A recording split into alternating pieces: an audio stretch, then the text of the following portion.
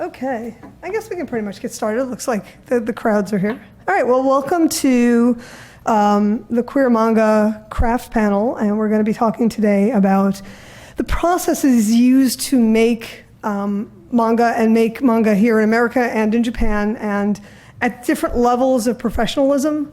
So with us today, we have a number of guests. I'm just going to introduce myself first. My name is Erica Friedman. I'm a former publisher of Yuri, or lesbian-themed Japanese comics in America. Now I just write about them on my blog, Okazu.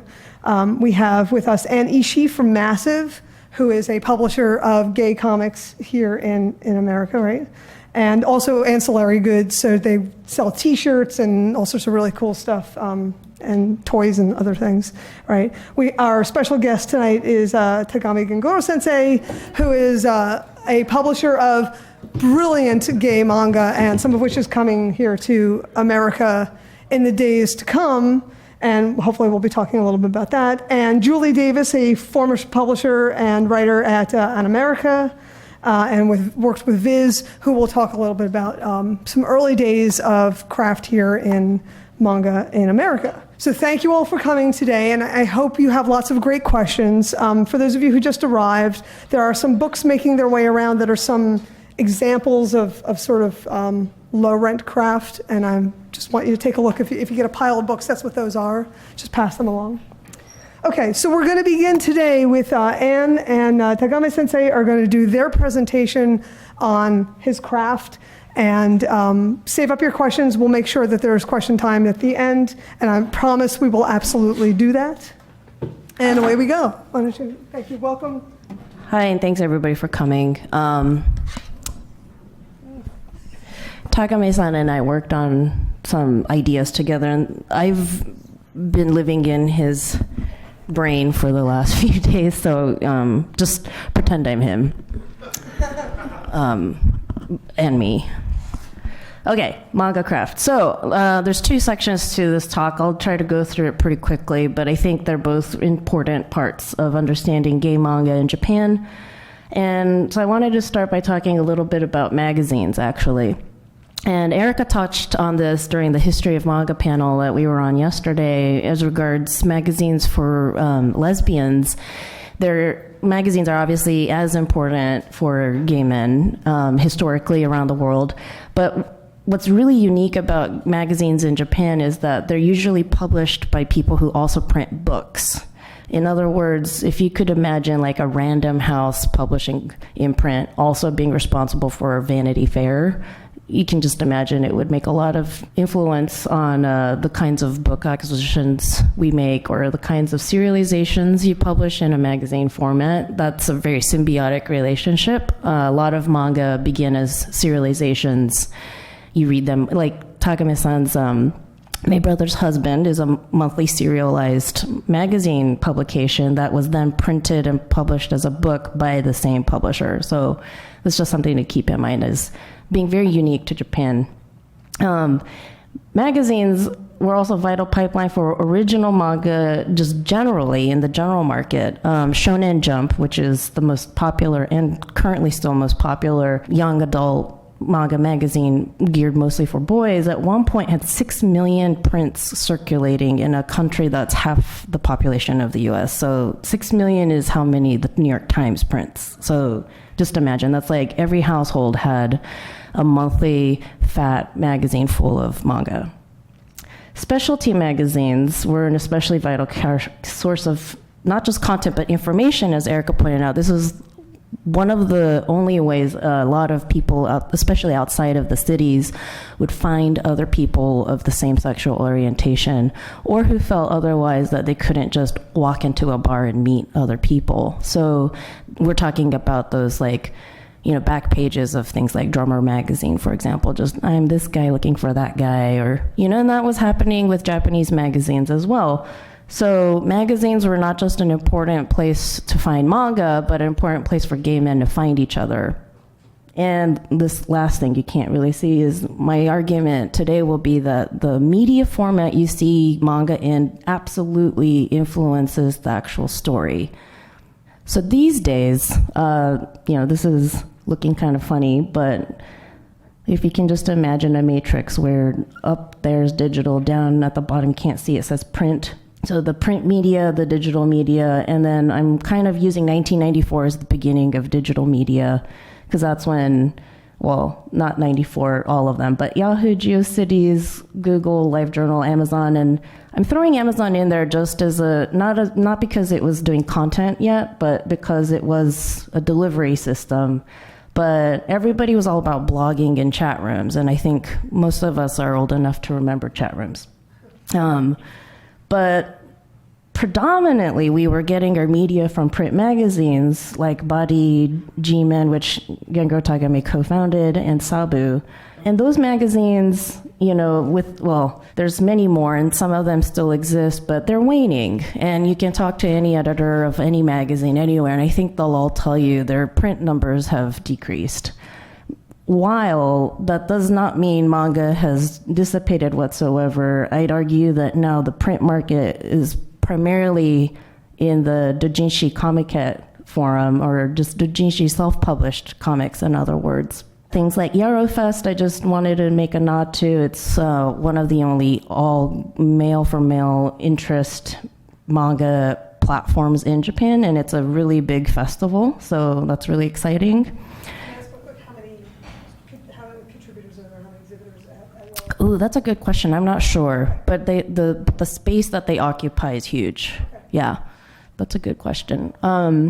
But what's happening with the digital platforms, too, is that we've gone from these long-form, sort of free-form, also very private chat room forums and platforms and blog platforms to the app universe. So you'll recognize a lot of these apps, obviously. The 9 refers to 9 Monsters. I don't know if you're familiar. In Japan, there's a dating app called 9 Monsters where, as a user, you give yourself an identity that's a complicated matrix of the 9 zodiac animals. So you can be 20% dog, 20% rat, 20% monkey.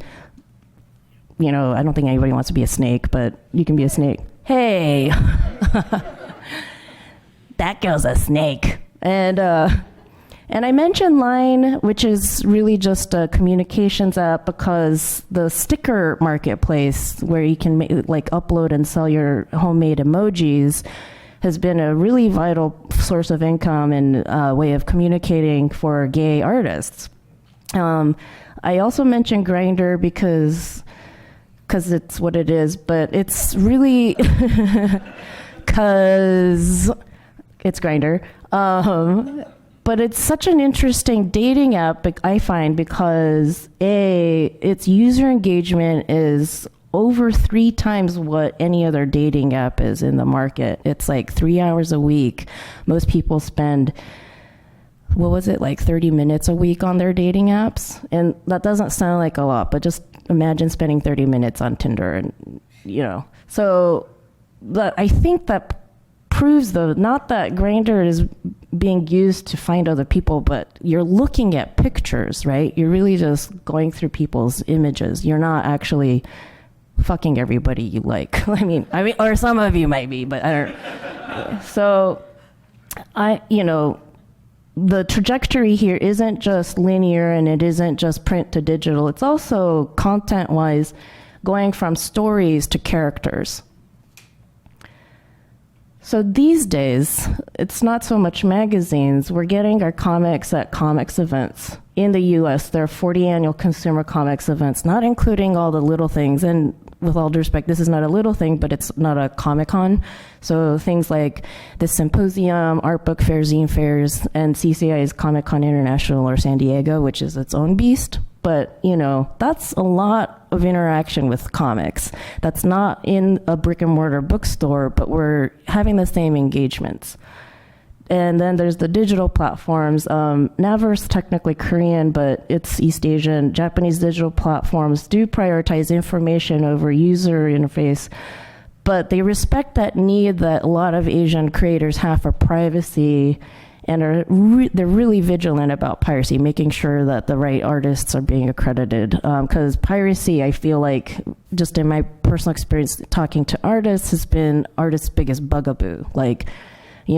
Please don't pirate is a big thing. It was the biggest of Japanese artists getting onto digital at all. Right. Because Pixiv really had to make a huge hurdle. That's right. So these platforms, I mean, I think for Westerners, they're very clumsy, but for Japanese artists, they're considered superior places to hide art. Crowdfunding platforms are another big place you'll find a lot of new comics these days, obviously. If Kickstarter were a publishing company, they'd be worth $40 million, which I think is pretty significant. The last thing here is social media. So that's not to say we're publishing comics on social media, but that social media is cartoonish. Yeah, so like scanlations, if you're looking at anything that's been scanned and then like just translated usually very poorly by a well-meaning fan, just sort of. Stop for a moment because that's a thing that has radically altered and affected the Western market for manga. Because nowadays, if you're a young person, and we're probably all old enough to remember the world before the internet, they don't know a world without an internet. They go online, they hear, oh, you should read this manga, and they put in the title in Google, and Google doesn't care about IP that isn't owned by Google, so the first thing that comes up is a scan-related title. They have no idea. They assume, Google being an authority, Google will weed out the fake, illegal, and bad sites. So they go to that place, and it turns out they have no idea. This is a group of extremely talented scanlators, and they're not always really poorly scanlated. In many cases, they're very, very well scanlated. They go up very quickly, they go very professionally, they get it for free, they read it, they're happy. They don't know it's available in text, they don't know it's available digitally, they have no idea that what they just did was a crime, and that in some cases that crime actually goes so far beyond copyright infringement, actually goes to raising money for ultimately groups that are doing this. I'm not joking, this is going to sound completely overblown, groups that are raising money with terrorist groups, with drug runners, with prostitution rings, and they have no idea. This is actually true. A lot of these cancellation sites, the top results on Google are actually Russian. Right, Russian. Yeah. Here, take the mic. Sorry. Oh, I'm sorry.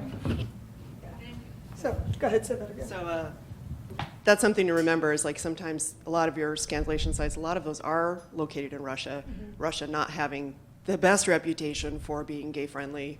This is something to kind of keep in mind that you're sort of helping to support this particular business. Yes. And I should point out, a lot of the cancellations you will see on a lot of the bigger sites, they're not even scanslations. They are published translations that they've just scanned and put up. That's so a really good point. A lot of times point, you'll see the professional print version, this one that's available in English that is protected under copyright, but it's online anyway, it's online illegally.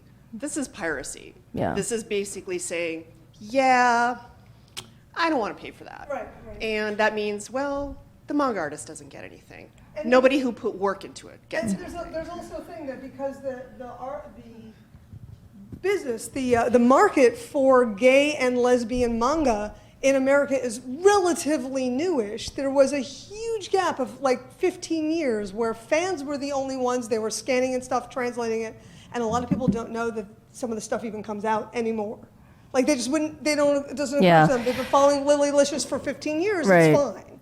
So they don't realize that the artists aren't getting anything, any of these sales when they read these manga. There is a spectrum of opinions on this. Some artists are actually okay with it because they think it actually brings sales to them ultimately because, some people actually are just never going to buy content. It's the same people who just torrent everything, and they're just never going to buy it anyway. So some artists are resigned to the fact that that's just the nature of marketing these days.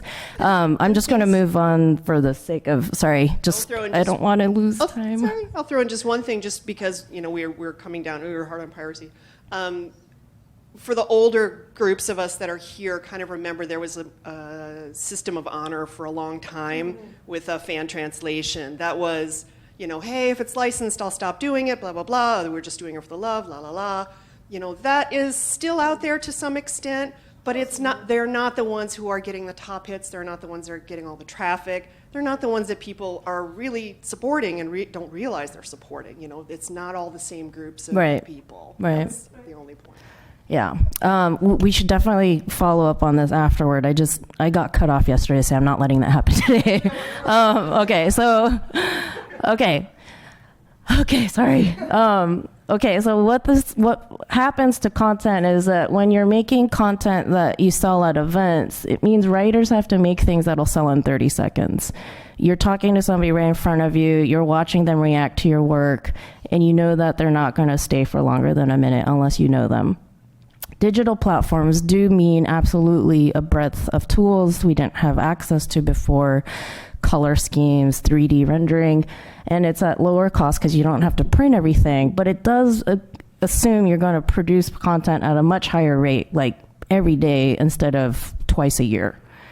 Crowdfunding means products have to feel like rewards, which I think has like a subliminal effect on how we create content, actually. And it also means products have to be tiered, right? Like things have to be more valuable if you send in $200 than if you do $5. And social media means avatar culture. And in a nutshell, that means the focus of manga has shifted from story to character. Character studies are a convenient conceit for queer narratives because I think, and rightfully, queer artists and queer communities are struggling to find ways for platforms of representation, to understanding their identity themselves, and to communicate those identities to the rest of the world. And dating apps and gaming, for that very reason, have replaced queer manga. And I don't mean they've pushed them out. It just means there's only so many hours in the day you're going to spend thinking about queer images. And if you're spending 3 hours a week on Grindr looking at buff bodies, that's 3 hours less you're spending reading manga. And I'm not judging it, that's just a reality. That's just what it is. So this is a completely different thing, but I also wanted to talk really specifically about one element of manga craft that we never talk about because we just don't talk about it. Yeah. But sound effects, without sound effects, gay porn would not be gay porn, right? Like how weird is it to watch porn without sound? Like, I know you have to because you're like staying at a friend's house or you're at your mom's, but like it's not the same without the sound. And that's absolutely the same with gay erotica. But we're going to compare and contrast a few examples of sound effects. And so I'm going to start with Creation Cow because this is the joint part of our conversation with Hagame Sensei. It's about a minotaur who impregnates a Cretan prisoner, but not really impregnate, just there's a parasite in his butt that grows and turns into a baby. But in this story, in Hagame Sensei's work, there are a lot of action-specific sound effects. And what I mean by that is these actions don't specifically have sounds like, my moving my hand like this or whatever doesn't have like a vocalized sound, but you do need the sound effect. And, Takami Sensei and I were talking about this a couple days ago. He said this one took him a while to try to nail, like that really specific sound of a penis coming out wet from a butthole. Like, it's a really specific sound. Like, what does that sound like in letters, right? Like, that is really hard. So this sounds like gopo. Which, sounds accurate. But, and as a translator, I wanted to point out, gopots it's too much to read, to be honest. So I changed it to gop. But it's like a softish G. But this makes it clear that the minotaur is pulling out of the Cretan. That's very important. Just imagine this without the sound effect. It's like there's no action. It's just, that could be anything.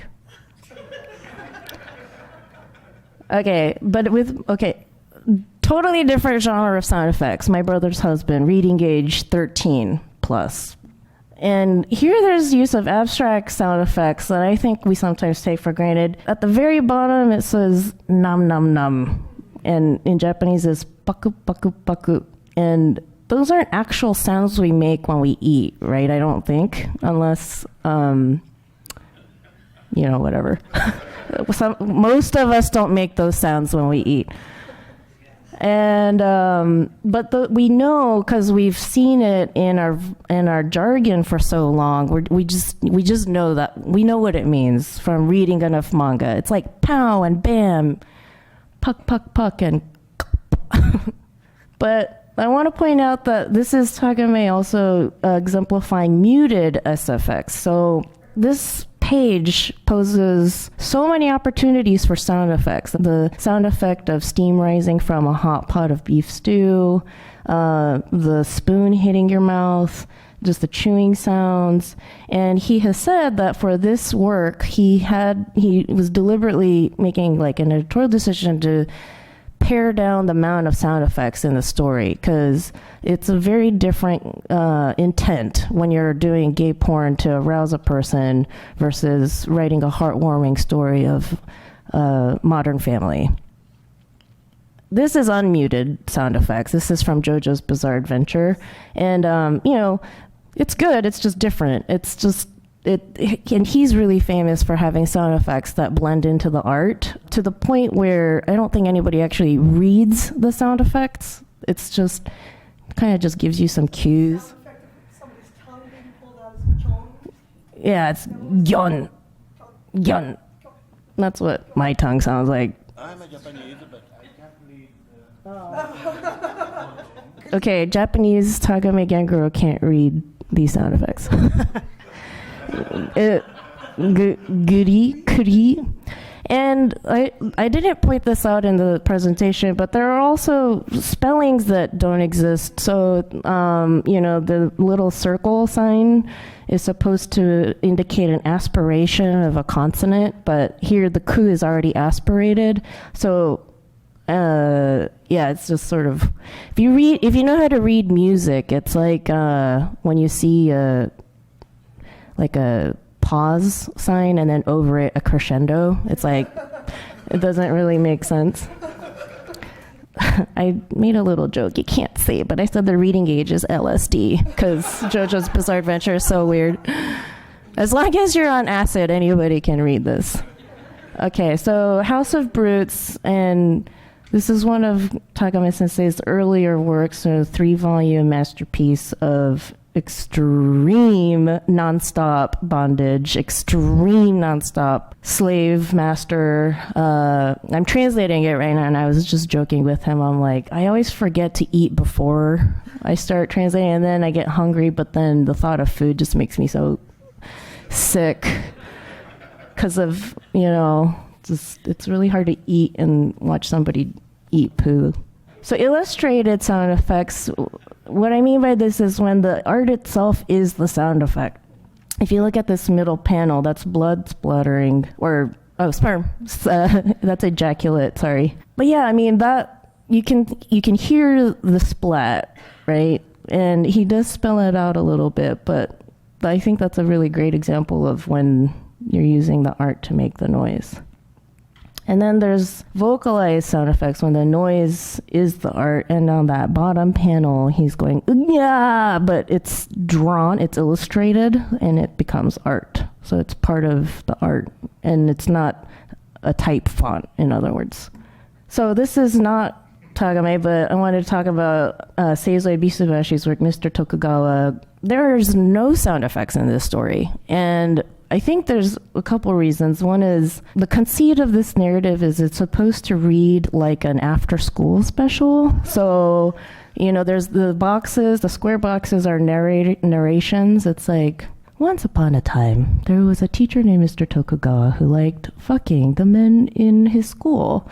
And he's, so I think it's supposed to feel like something more muted than it actually is, but also there are technically side effects. They're just it's the captions deliberately misspelled or sort of kind of posed in these really weird ways.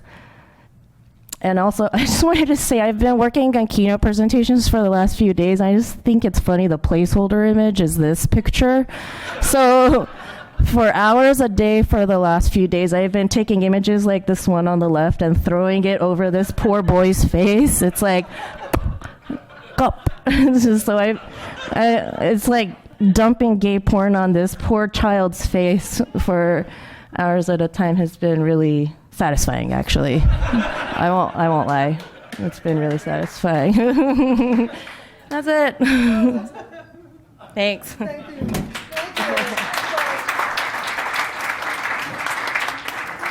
That was excellent. Thank you very much. I just have a funny story about sound effects, too. When I was publishing Yuri manga with Rika Takashima, one of the presentations I hope I'll get to do, both our other two guests, Nakamura Sensei and Takashima Sensei, are both not here, so I'll be repping them both tonight. When I was publishing our first Yuri manga, she and I were working on an ancillary story, and it was a hardcore story. And she didn't typically write hardcore stories. If you are taking a look at the cutie beret, the little fold-out thing as it's going around, she does cutesy-poo stuff. So we're doing this hardcore story, and she called me up, and she says, I don't know what to do about the sound effects. So she came over, and the two of us are sitting on my sofa, and we're going like, slish, glush, splosh. And we're literally having this conversation, looking at each other like, this is a conversation we are now having. And we ultimately ended up with glitch. We thought that worked out the best. So one of our guests today was supposed to be Nakamura Ching, and I wanted to talk a little bit about her craft. Okay, so Nakamura Ching is an artist who is one of the relatively few out lesbian artists manga artists in Japan, and she has, I thought, a really worthy process, and we've talked about it on my blog with her, and talking a little bit about the details that she puts into the visual images. And we're going to be taking some visuals from her story Gunjo, which is not translated yet. And if you do read Japanese, I recommend picking up all 3 volumes. It's extraordinary. It's a story about a woman who was abused by her father and by her husband and just had a horrible life, and had a acquaintance in high school who was lesbian who was in love with her. And so when she can't stand it anymore, she calls her acquaintance, this lesbian, and says, could you please kill my husband for me? And she does. And then the two of them go out on the run. And it's a story that takes place over about 2 weeks, and it's incredibly brutal and incredibly sublime. But the thing that really stands out to me is the backgrounds. So Nakamura Sensei wrote the story as Nakamura Ching because of the privacy issues that Anne was talking about, that her family did not consider manga a suitable career. Subsequently, Nakamura Sensei has come out with her real name, and now she writes under her real name as well, which I think is extraordinary. So now, not only is she out as a lesbian artist, drawing manga, lesbian manga, she is also out using her real name, and that takes a lot of bravery and a lot of strength in a culture where it's sort of just always considered you generally write under a fake name for protection, not of necessarily yourself, but of your family and friends, so they're not harassed or bothered. So this is a really crappy picture. I'm sorry that's such a crappy picture, but this is an original manuscript picture of one of her manuscripts, and you can see where she's blocked it out, and you've got like sort of, I'm sorry this comes out very badly, but it's basically she's got the panels sort of blocked out a little bit, and then words of what's going on in the pictures. I mean, it looks great on my screen here, sorry. But this sort of thing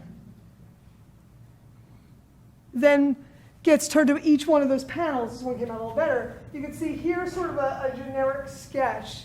So the storyboard manuscript page, each panel becomes sort of a sketch, and then as she's drawing the penciling a little bit more detail, so this original concept becomes a sketch. And again, to what Anne was talking about, you can see the sound effects.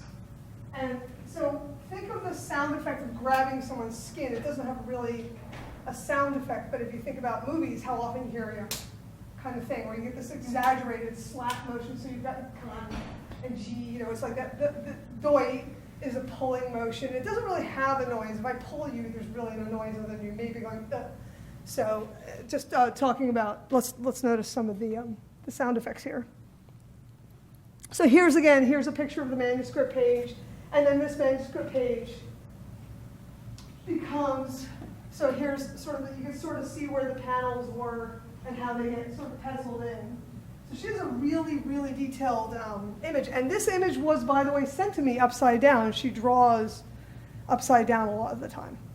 And I've actually encountered a number of manga artists that do that, where they actually draw upside down. And I don't know, when I write and I'm editing my work, I will often turn into a different font or a different color, so my eyes see it differently. Because if you're a writer at all, once you've seen something 3 times, you just gloss over all the details, right? And you don't really see your mistakes anymore. But if you change the font, shape, size, color, your eyes will see it differently and it processes it differently. So I think in a lot of ways that this might be part of that process. So here's, again, a manuscript page, and you can see it's very general, and I love this page so much. Look at the detail and the background. How much time each one of those bags took. So we just have a generic shape here, and it becomes these incredibly detailed bags of garbage. And the shading under the inventing it. I mean, I think her process is so extraordinary in terms of the detail. And then she takes it one step further. She has an assistant go out, and she and her assistant will go out and take physical photos, and then the assistant will render the architectural shapes, and then somebody else will go in and put in the screen tones in the background, and in this case also cutting lines that represent writing. So this, I think, it's really tremendously detailed, and you can kind of see how it starts from this realistic photo and becomes an incredibly photorealistic panel. But the thing is that I wanted to talk about is she also does work on her own online. So she's now moved into the digital sphere. So for the stuff for print, it's incredibly detailed. These are some of her pages that she's printing right now on her own manga on note.mu. And you can see that it's the same kind of art, and she has the same kind of detail in the drawing and stuff, but it's not got that level of extraordinary detail in every single background note. But there's still there's a tremendous amount of detail. You can actually recognize what's going on, that kind of thing. So I just wanted to sort of give you an idea of Nakamura Sensei's extraordinary detailed backgrounds. And I'm sorry she's not here to talk to you about it, because I'm sure she'd have a lot more to say about it. But that's one of the presentations that we had hoped to have. And one of the other guests that we were supposed to have had, who also isn't here, and you have a couple of pieces of her work, is Rika Takashima, my friend. Rika started doing her work. Nakamura Sensei is fairly young. And Rika started her work back in the 80s, and she was working with groups of women who were getting together at the lesbian bars, and they were saying, hey, let's do a newsletter, or let's do a publication to let people know when our next party is, or when the next meetup is, and everything. So she started doing drawing and writing for these little newsletter publications. So her process is a lot different and a lot more old school, which is kind of fun. So one of the things that you have floating around here is Tatakaya Cutie Beret, which is a parody of a series called Cutie Honey. And basically you have these two little octopoids here, and they turn into these beautiful women, and they bring art to the earth to save the earth, because the earth is getting so depressing. And they run away together in the middle of happily ever after. But the bottom line is that Rika is drawing this, and when she was doing this originally, you can actually almost kind of see it. She was cutting out screen tone and laying it down on the back, and then putting art on top of it. And then you have a layer of tissue paper, and I wish I had one of her originals. I really wanted to bring one in. It's a layer of tissue paper, and the tissue paper would have the text on top of it. So you'd have the background that she could photocopy and add new layers on. And back in the day, when manga artists were doing stuff originally, photocopies were the first Photoshop they had. They were physically taking their pages, photocopying it, adding a layer, photocopying that, adding a layer, and they physically would have layers, which is why Photoshop has layers. So this was one of these things where you can kind of see a little bit of some of the background color that she had, and you kind of see these were all cut out physically cut out and laid on the cardboard page, the cardstock. And this was later on. Rika and I were working on some stuff. This was a script she did specifically for the Japanese publication of her book, and then she did the translation, and she's talking about some of the stuff here, what she wanted it to say and how it should be read, so we were laying it out in some later work. So her process became more thinking about not so much about the art at this point, but how it's going to read and what it's going to say and how people should understand it. And then this is the story she and I were talking about with these sound effects. So here's glitch and ah. So back to the comments where you have your verbal sound effects, right? And then the sound of finger fucking, right? I mean, what is that sound? Well, y'all know what it sounds like. It's very hard to imagine, right? So glitch was what we ended up. That was a long conversation. It was a long, weird conversation. So you can see this no longer has the text in it because she was giving me the text and I was just going ahead and lettering on Photoshop. So it no longer has the cover sheet. So Fight Cutie Beret, which was a 25-year-old comic, eventually got printed just a few years ago as a copybook. She literally took color copies, she drew her art, she took copies and made a copybook out of it. So Fight Cutie Beret, which had never been collected, became an actual thing. So now she's working with color copying machines and Photoshop lettering and special effects, and it's like a totally different world. And her book, which again had started years and years ago, got translated. It was published in the middle 2000s in Japanese. We published it as a full text digital thing with extra chapters and the porn as Tokyo Love. And it's only available digitally. And now it doesn't even look good anymore because everybody's resolution has gotten so much higher and we had done it years ago. So that's Rika and Nakamura Sensei. And I'm really, really sorry that they're not here to talk about their work themselves, but there we go. So the craft angle, I think, part of what interests me, and if you guys come sit down and we'll have questions and stuff, the thing that interests me the most is how much it's changed over time. There we go. Thank you. And so what I'm going to do now is open this up to you guys, and I'll have your questions. They will be able to answer a little bit about what your questions are about the making of manga. Oh, the mic, of course. You want the mic. Here you go. Okay. So does anybody have any questions?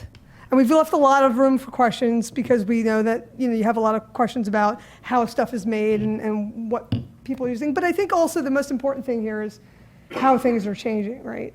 Yeah. All right. So I'll start with a question. Okay. So, Kagami Sensei, when you started drawing manga, when you started, what were the kinds of sorry, I've got one. So what were the kinds of tools you started drawing with? What were the things that you did when you first started creating manga? 私が最初に道具を使い始めたのは、私はグラフィックデザイナー上がりなので、ロットリングで描きました。テクニカルペン。製図用のロットリングっていうドイツの会社の製図用のデザイン用の均一の線を引く。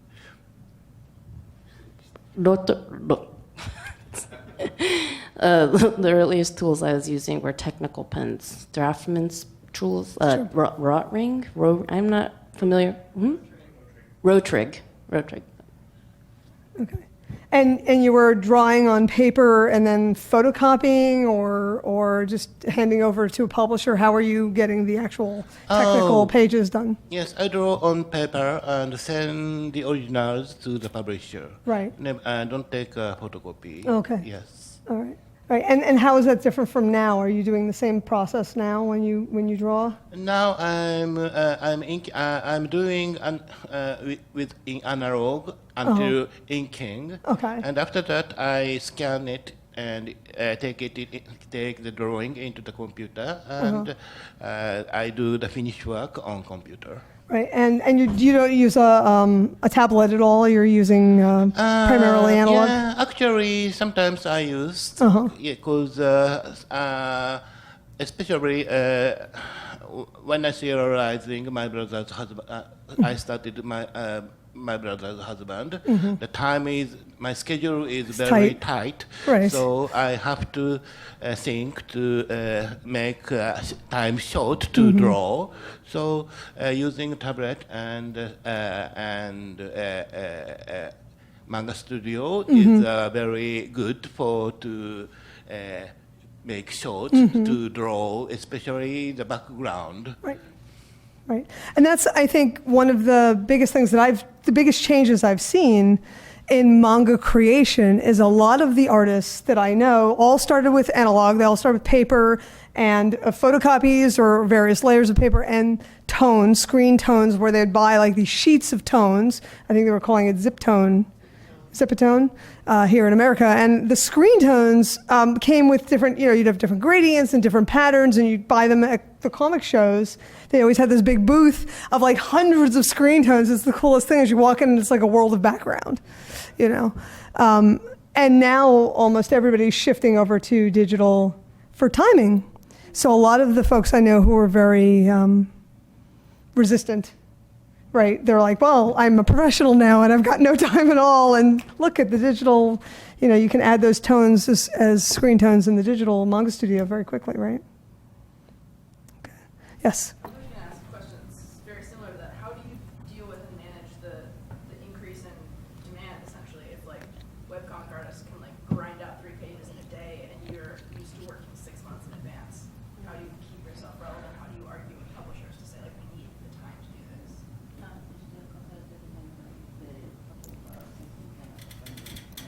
商品とか出すのはどういうふうにレベルですか、マンガがなぜ自分の作品をどういうふうに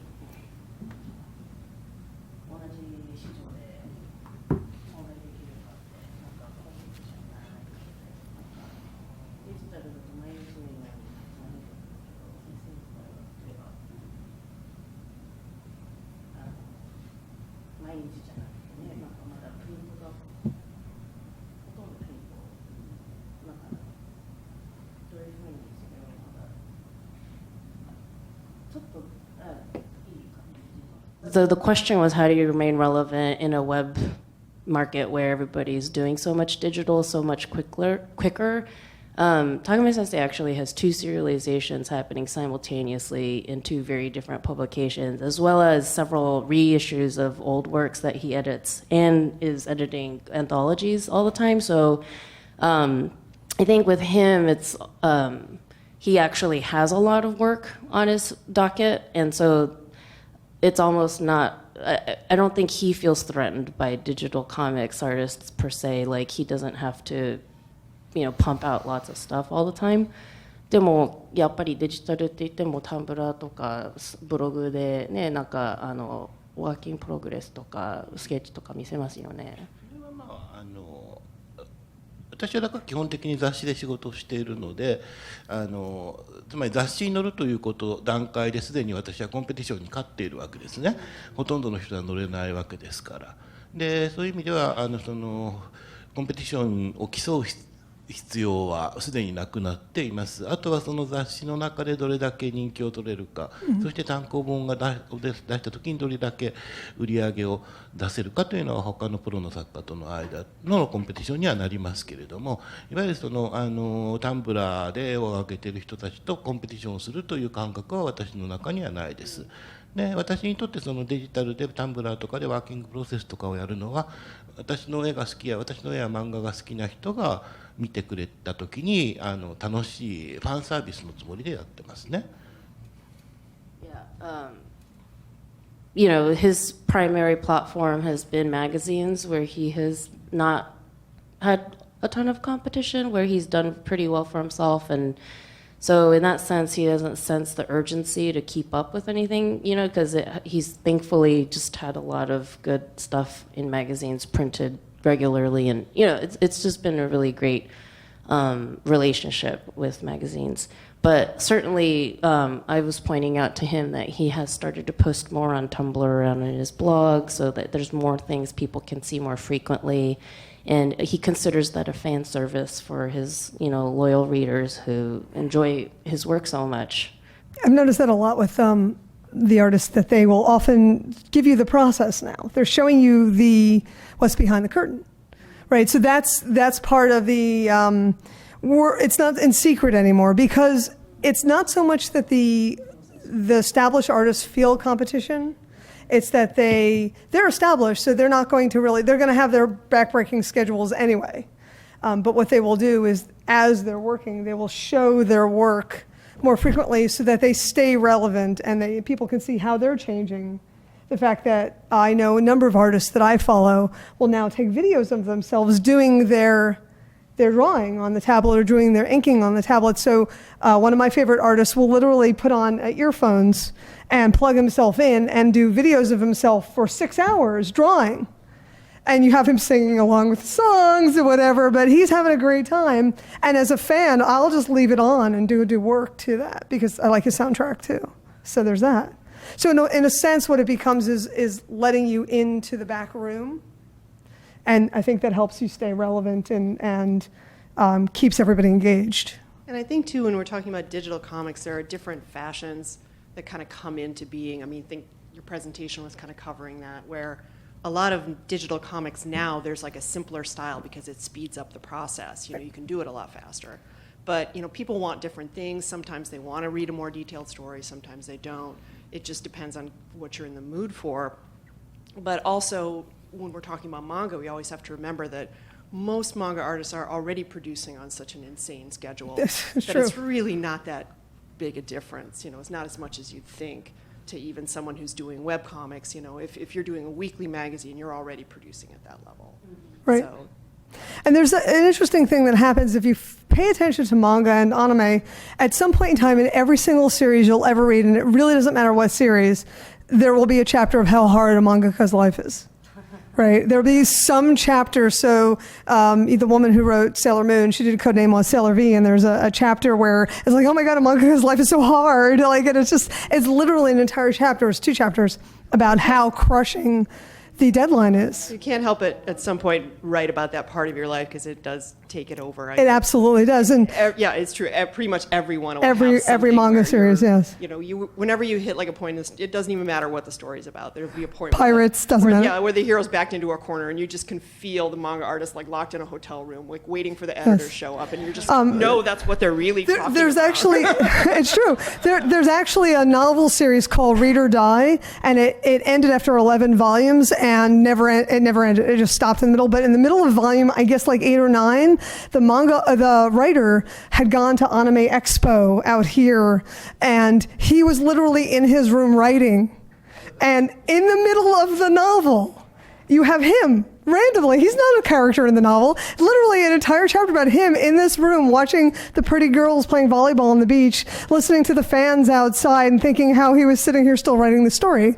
And you could see he lost it. Like in the middle of the 9th volume of an 11-volume novel series, he'd completely lost his mind. So I think that's sort of, and I think it's really a relevant thing because I think when you're working at that level, a lot of the mangaka that I know also, you're editing, you're doing your own Tumblr, you're doing multiple stories for multiple magazines, and the successful ones tend to be.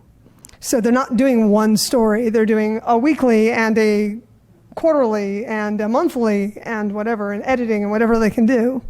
So it sort of ends up being the same thing. Yes? I've been reading manga for a while, and I've noticed I can tell the change. Usually I can tell the change when an artist has gone from traditional knife and ink to digital, mostly because the screen tone shift from being 90% use of 10% screen tone to lots of tone everywhere. And I'm wondering if that's something that's now starting to throttle back. Good question. I think people were excited that they could use so much, but I'm wondering if that's sort of coming back.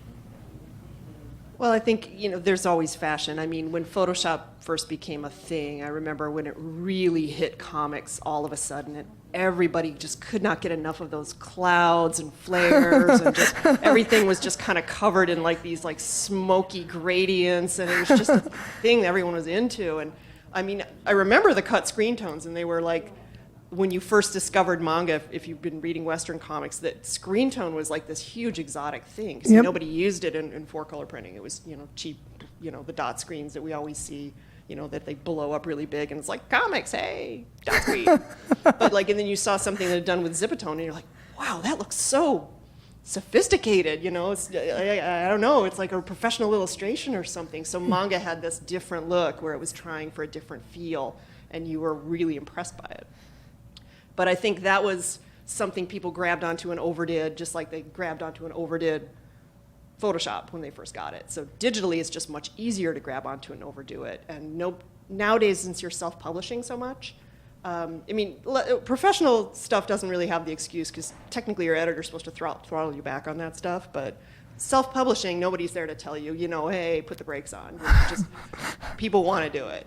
They'll do it, and they'll have fun until. And as a translator and a letterer, when you were taking those doujinshi, those crazy screen tones, and they had the sound effects in the middle across a gradient cloud, and you're going, I'm going to die.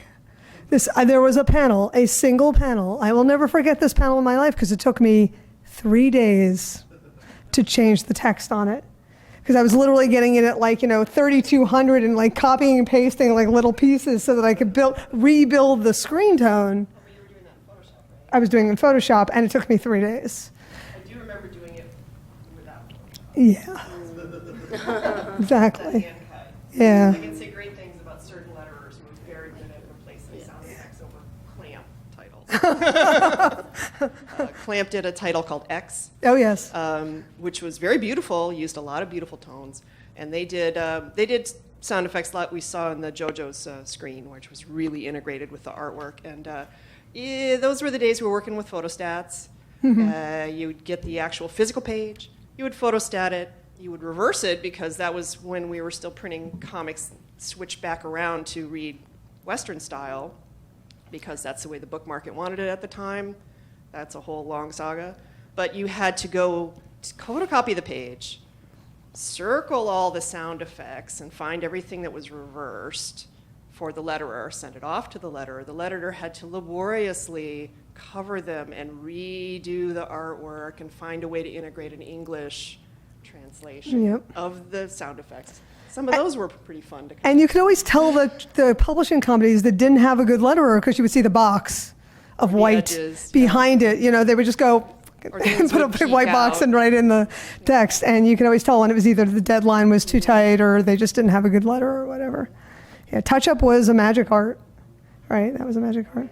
Can you talk a little bit about the problem of scanning Zipatone and the mores and how Oh, the mores, yeah. 日本の漫画は、今言ったようにちょっと歴史的な理由からスクリーントーン、つまりグレーを、黒の小さなドットの集まりで、表現するのが伝統になっています。でこれはデジタルの、スキャニングとは極めて相性が悪くて、モアレという、これは印刷でもあるんですけれども、網点同士が干渉しておかしな模様が出てしまうという現象があって、で、私自身も自分の作品が海外で出版された時にそのモアレが出てあちゃーとなってしまったことはあります。でこれは日本の漫画業界でもデジタル入稿が始まったばかりの頃というのはやはりモアレがよく出てました。ただこれは印刷屋さんがいろいろテクニックを改善したおかげで、今は日本ではモアレが出るということは全くないです。ただやっぱり外国で出版された日本の翻訳漫画を見るとモアレが出ている例はいまだによく見かけまして、これは私としてはちょっと何とかしてほしいなと欧米の出版社に頑張って印刷屋さんに頑張ってほしいなと思ってますね。Yeah, so historically in Japan, yes, gray and black colors were rendered as these screen tones that come out as dots, and then in digital scanning, fortunately, they look like really terrible mesh and mesh or dots, and that's the moire issue that you're talking about. In Japan, printers have fortunately figured out a way to kind of fix that in their techniques, so that's not really an issue anymore in Japan, but I have to say I've experienced this even with my own work when it's published abroad in the West. It just keeps happening, and it's really frustrating. I wish you guys would figure it out. I would say that a lot of cartoonists here are not, they're taking their old work, scanning it in, and then knocking out the zipper Sure. away, and then reapplying a fresh tone in Photoshop, and it's incredibly labor intensive. Sure. Wish somebody would You know, it's really sort of a thing that printers here in America are just so 100 years ago. And we've actually talked about this, how so much of the digital technology was created, and commented some weeks ago about how the digital technology was created by people who were analog. And so everything kind of doesn't really grasp the concept between the shift and the digital. And I do feel like American printers lag behind the technology that we need as creators, as publishers, to provide clean copy. 今話が出たその自分自身でそのトーンを剥がしてでそれをフォトショップでもしくはフォトショップ上で置き換えるというのは私も一回やったことがあります。というのはアリーナという漫画を、初めてフランスの出版社でやる時になった時にその漫画というのは私がそのデジタル作業を導入した初めの頃だったので前半がアナログ原稿で後半がデジタルだったんですね。ですのでそれをもう全部デジタルに合わせようという形で、デジタルアナログのトーンを一体全部私の場合は一旦紙の原稿そのもののトーンを剥がしてでそれをもう一回スキャンしてフォトショップで仕上げ直すということはやりました。ただやっぱりおっしゃったようにものすごくそれは時間がかかって大変なことです。Yeah, I actually have done that same process you're describing. And there's work specifically called Arena, my story Arena, which was published in France first, or translated in French first. But that work actually, the first half of it was done in analog, and the second half was done in digital. So I had to, get it all in one condition. But in that process, I did exactly what you said, described of like pulling the zip tone and then adding the screen. In Photoshop, but as you said, it's extremely time-consuming, and yeah. The storyboard or name process in traditional manga, where you visualize an entire page, is one thing. I'm not sure how people are handling that now for online comics. And the sort of second part to that is, are people then taking their online comics and putting it into a printed form, sort of similar to a tankobon or something? There's a couple of interesting things there, because Manga Studio, which is something that Tagame-sensei mentioned, actually helps with the storyboarding. It actually works to create that nemu, right? So that's a really popular tool I'm seeing pretty much across the board, that they're just adapting Manga Studio to use the same concept of the storyboard of the nemu and have the paneling structure. In Japan, because of the comic markets, the idea of doing your own nemu and then getting it printed is very, very common. So I see a lot of people using the digital, the Wacom and Manga Studio, and just going straight to their printing is so much better in Japan, and it's so faster and cleaner, and the covers, and they don't give you nearly as hard time about the process. And they have on demand. So it's like you need it by August 1st because that's when Comiket is, and bam, it's there at your table when you walk in the morning. So it's just it's a lot cleaner processing there, I think. Yeah, the only compromise is all the wieners are covered in little black lines. Well, yes, that's true. Which is not relevant to my things. Nipples. True. Or labia, yeah. Yeah, but the idea that my guess is from knowing Rika and from knowing Nakamura Sensei's work, they're still sitting there using the traditional nemu. They're just using it on a digital platform, where they're just sort of writing it down. I know when Rika does her comic, she actually plans out the panels, and she's still doing it. She has a weekly comic in a magazine called Japion, and she does it structured just like she always did. So the nemu is still pretty much, even though it's digital, it's still pretty much the same thing. And then the follow-up to that is, for people who are publishing webcomics and then want to take their webcomics and go into paper, is is that happening, and how does that get re-visualized? Because obviously It doesn't. It doesn't. So one of in the talk we did yesterday, I mentioned we talk a lot about digital. Pixiv is the biggest community in Japan. DeviantArt is probably the biggest one in America, and Pixiv actually has tools to make, and DeviantArt too, to make your comic into print. So a very famous popular comic artist called Kabinagata has a book coming out called My Lesbian Experience with Loneliness. It's coming out in English now. And basically she used the Pixiv tools and got picked up to print her stuff and got picked up by a publisher. And then so the publisher put it out. But the panels are exactly as she drew them. But webcomic artists here in America have a similar problem. Josh Lesnick did a beautiful comic where he had these long, beautiful color images that were meant to be read vertically, and you put it on a page, it looked like crap. You know, they had to be like this big on a page like this to be able to be seen. And so he had the same problem. So I think it really depends on how you're drawing the webcomic in the first place. You know, are you imagining it for print when you started writing it on digital? Yeah. Do you have a question? Questions? Go ahead. What are the changes in translation that you've seen since, like, now you're not flipping images, you're not stripping, like, you're not having to cover sound effects up with The question is how translation has changed, like translating the process. I was starting with doujinshi artists, so there was a lot of give and take between us.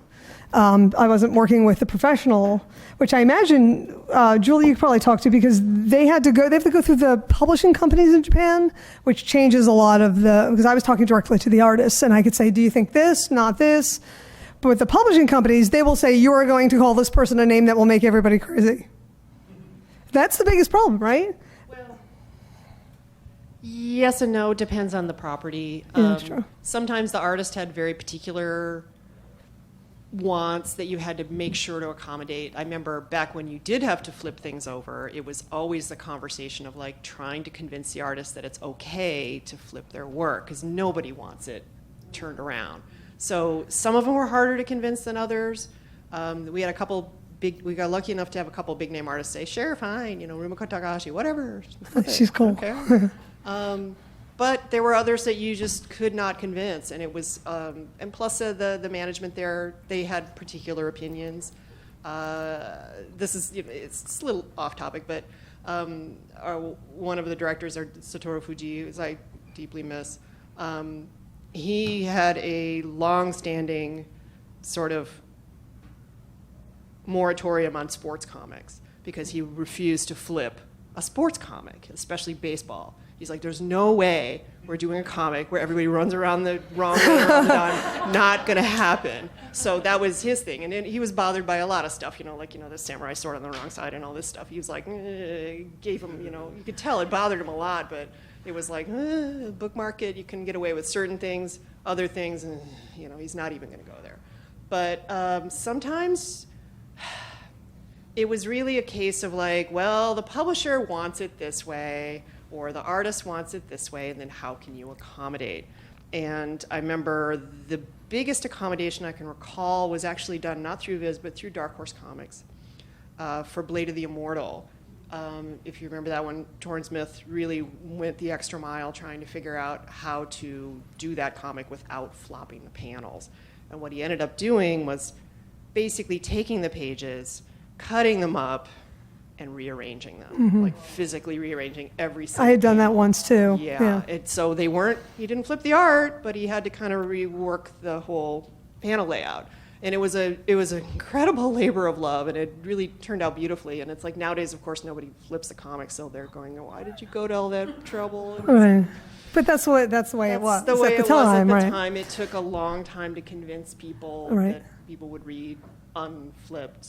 And I still run into people all the time who tell me, well, it's like a whole change. I have to rethink that. And I'm thinking, really? But then I'll sit down with an American comic and I start reading on the wrong side. And I go, oh, look at that. Because I don't read a lot of American comics. And I actually sit there and I'm like, this makes no sense. What's going on? I want to know, I've actually just realized right now that I've never read an American comic translated into Japanese, but アメコミって日本でフリップされるしない ?Okay. I was just wondering if it's flipped into Japanese. でも今の、この間ちょっと弟の夫をフランス語版が出た時に、フランスの出版社からいくつかの出版社からオファーをもらったんですね。でその時に一つの出版社、これはとても大きな、フランスで一番みたいな大きな出版社がとてもいい条件でとても立派な本で出したいと言ってくれたんです。でただフランスの読者、より広い読者に合わせるためにそのフリップではないんですね。でもさっき言ったようなカット&ペーストで本の開きをコマの順序をこう右と左を入れ替えてやって、それは我々はとても技術があるしとても丁寧にやるからそれで出させてくれという話が来たんですけれども、私の感覚だと漫画の絵ってページで1枚の絵なんですね。でそれを見開きで見ることでどう目が動いていくかっていうのを計算して描くわけですよ。ですんでそれを入れ替えたりなんだりしたら全てが台無しになるわけですね。で一応その人たちもアートに関わっている出版の人たちなんでしょうけれども、1枚の絵を見やすいように切り張りして入れ替えるというのがそういう発想が出てきてしまうこと自体が私はアートに関わる人間としてはちょっと理解できなくて驚いたという経験がありますけれども、案外そういうことっていうのが今ちょっとお話を聞いて外国の出版社では大きな立派なところでもそこを気にしない人っていうのはいるのかなとちょっと今不思議に思ってますね。彼女が言ってるのは、前のこと、アメリカでは絶対そういうのもないけど、確かに。Yeah, my brother's husband, when it was being shopped in France, he got an offer from a really, like a bigger French publisher, and they offered a huge advance, and it was a really good deal on the condition that they produce a version of it that could reach, quote, the widest French audience possible, which meant cutting up the frames and moving them around, so it was read in a way that the average French person supposedly would find easier to read, just as you were just describing, which, so from my point of view, as, they tried to convince me that they had artists that designers that had the skills necessary to do that correctly, and were willing to put in that time, and we're making the point that it is time consuming, but they were willing to do it. But from my point of view, it was very time consuming to put it the right way in the first place. So getting it all on the right, as an artist, you're drawing in a way so that manga is about how everything fits in a page. I made a very deliberate, it's part of my work is the layout. So it's really astonishing to me to hear from people who supposedly work with art to think that they can just manipulate how others work with art. It seems kind of counterintuitive, actually. You had a question in the middle there. Yes. I have a curious question. I don't know if you can answer this. Is when they do the censorship strips, why do they not cover like the whole genitalia? They just do like a tiny little part of it. So like, what is the point of using that little strip? Yeah, that's a good question, actually. I'm sure anybody who's ever read a doujinshi, you think, why? 日本のこの修正の問題っていうのはとても説明するのが難しいんですけれども、まず一応日本は民主主義国家なので検閲はないという建前になっています。ただそれと同時にモラルに関する法律というのがあって、それはオブシーンはNG という法律があるんですね。でその2つの間を綱渡りしなければいけないんです。とりあえずここまで。So Japan's a society that prides itself on being modernized and open. So they don't actually have constitutional law for censorship that things need to be censored absolutely, but there's absolutely a social moratorium against anything that is deemed, quote, obscene. So for starters. But the censorship question in Japan is very complicated and convoluted.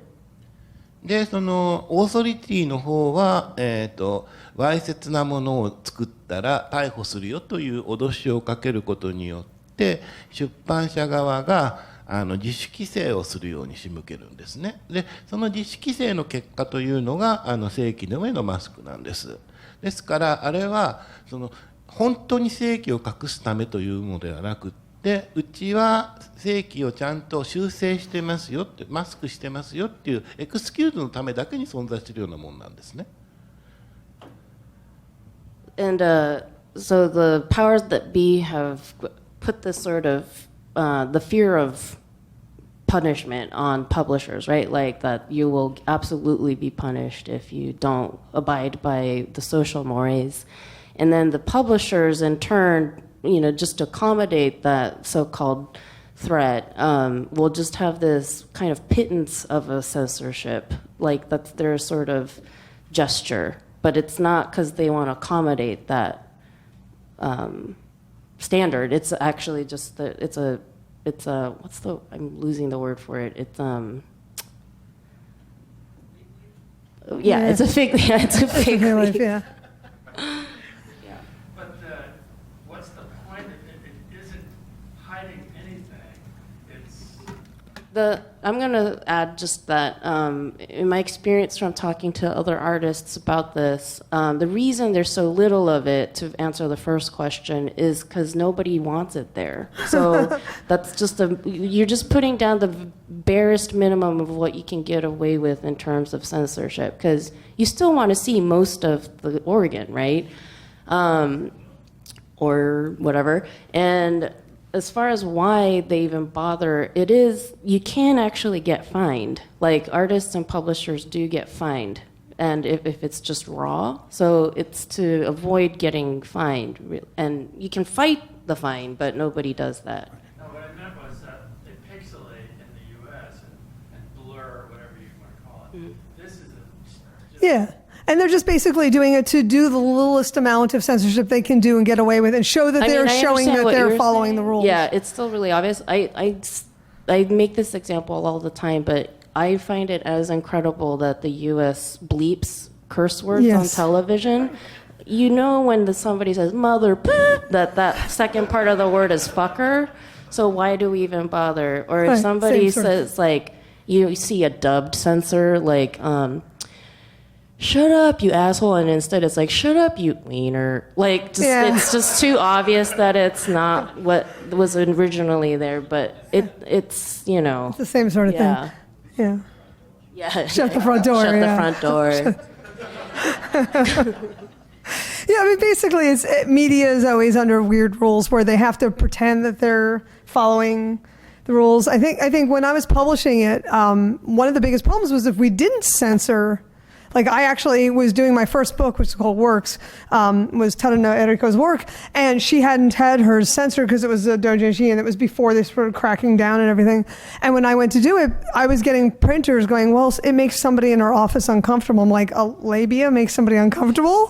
Who is this person? Like, what would that make, We had books in a distribution center in Michigan, in Lansing, and that was just because it was cheap. And I was sent an invoice for a bill of like $1,200, and I was like, what's this? And they're like, oh, we didn't realize your books were, we didn't know you guys had books with erotica, much less gay erotica, and we had to cover all of them. And I was like, what do you mean you had to cover all of them? And they sent me, it's ridiculous. They not even brown paper bag. They've got like these like opaque plastic Jiffy packs that there's no way you would even know there was a book inside it. It was like, it's like I got this table and I'm like, what's inside it? And that's right here. Yeah. So Exactly. And that was actually one of the biggest things when I first started publishing was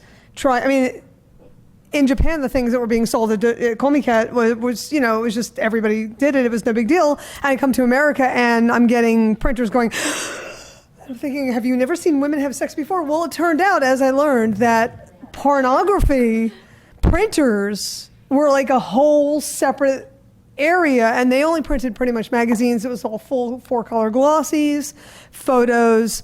And so I couldn't get book printers to print my pornography, which it was. I'm not saying it wasn't. I'm just saying that it wasn't full 4-color photos, and it wasn't that kind of sex, and it was just very, very difficult at the time. It was one of the things that ultimately I ended up stopping publishing right before the digital revolution, where it was like, you could have tools that made it easy. Gumroad, where you just put the stuff in and it sells it all for you, that kind of thing. It's just nothing like that at the time. So yeah, underground comics in the U.S. have this whole history of like trying to get the smutty stuff published and trying to figure out a way to do it without like getting everyone all up in arms. But that's just magazine publishing, comics publishing, all that stuff is just a really fascinating history to read. People have had all sorts of weird reactions to comics, the idea of like, oh, kids, you're rotting their brains and making them into juvenile delinquents from reading Superman or whatever, because it should be reading real books. And it comes around and around, and it's like the underground movement in the 60s was like you could only sell your stuff into head shops because it was the only place that would take them, really. It was like the idea of that comics should, by that point, for kids, and then you go down and then you're reading like, Fabulous Furry Freak Brothers, and it's just not what you're expecting to, hand a little Billy, and people get very emotional about it. And it's just because media, people have expectations, like they expect to see certain things on television or not see certain things on television. And this idea that kids' stuff has to be educational. Yeah. It gets more and more fluid over time, obviously now. Again, the internet, there are corners of the internet you do want to go to or don't want to go to, and it's like trying to figure out how people regulate that. It's just always a moving target, but we got in this somehow on talking about censorship. Yeah, they always do, right? I have one more question before we have one more question time. Tagami Sensei, what was the manga that you read that really made you want to start drawing? 私が、漫画を描き始めた時に、影響を受けたみたいなものですけれども、なんだろうな子供の頃から手塚治虫は好きでしたね。I love 治虫手塚 when I was childhood. So, but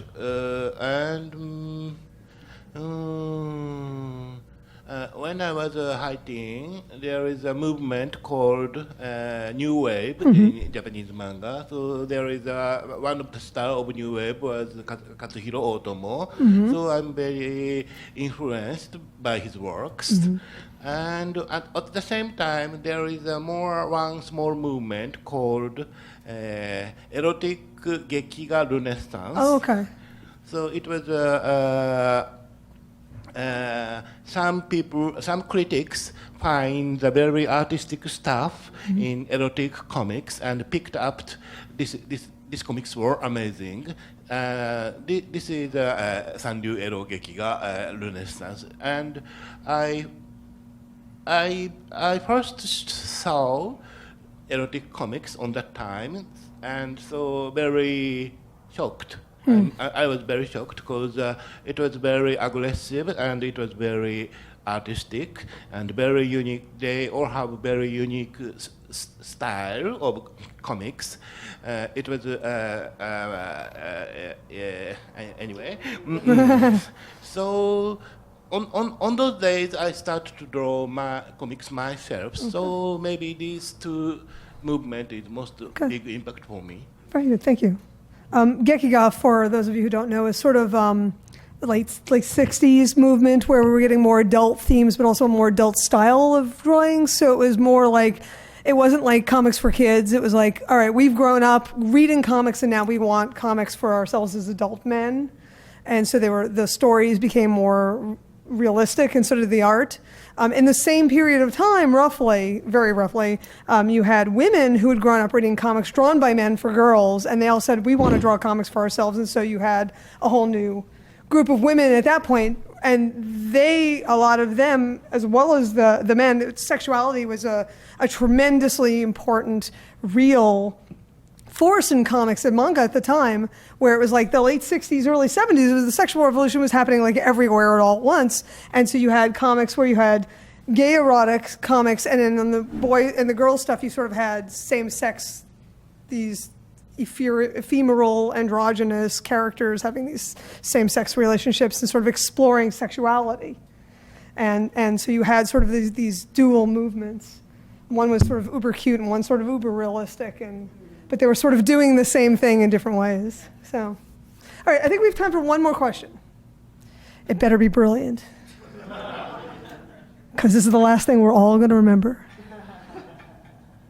When people from the States do comics that are meant to be manga, and then you hashtag it manga era, all that stuff, like does that bother people that Americans are kind of latching onto it and then also trying to like mimic it?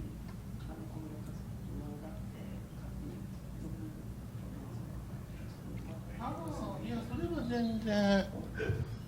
私はその言葉の意味とかジャンルとかにそんなに定義はないので、日本人が書いたアメコミがあってもあると思うし、アメリカ人が書いた漫画があってもいいと思うし、そこら辺は全然気にしたことすらないです。Yeah, I'm not hung up on the terminology whatsoever, and I'm sure there are Japanese people making American-style comics and calling it that, so I think everybody's allowed to do that. Yeah, absolutely. There's actually a lot of a big Americomi movement in Japan. I know a few translators. And there's actually been, Marvel actually hired a very well-known manga artist to do cover art images for them. So, there's an understanding that the comics industry is bigger than the words. Illustrative art and sequential art is timeless and universal. It doesn't belong to anybody. We were just at a comic book shop in the Castro yesterday, and he was like, a lot of this definitely looks like it's been influenced by manga style. And it wasn't manga at all. Right. I'm not remembering exactly what we were looking at, but, it's unavoidable. I think, and to your point, that's absolutely happening both ways. Yes, absolutely. Yeah. I think that's a great last question. That was fantastic. With that, well, thank you very much. Thank you to Game-sensei and Anne and Julie. And thank you all for coming. And I hope you're having a great time at this event because it's been awesome, hasn't it? Excellent. Thank you.